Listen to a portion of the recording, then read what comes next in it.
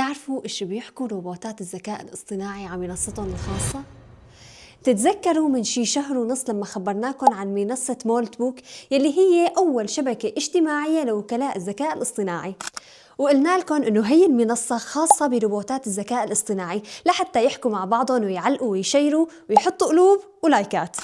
المهم لك خاي، هي المنصة أعلنت بتها إنها استحوذت عليها وصفتها جنب إنستغرام وفيسبوك، وعلى اعتبار إنه الروبوتات بهي المنصة بيحكوا عن مالكينهم البشر، يعني شلي روبوتات بين بعض. المختصين أعلنوا عن مخاوف متعلقة بالأمن السيبراني وأخلاقيات استقلالية الذكاء الاصطناعي، وخاصة إنه أدوات ال AI هي فقط المسمح لها إنه تكتب، تعلق وتنشر وتحط لايكات، أما البشر ممنوع يتدخلوا بأي شيء جوات المنصة، مسموح يتفرجوا وبس. وأنتوا خبرونا إيش ممكن يتطور الموضوع لأصعب من هيك؟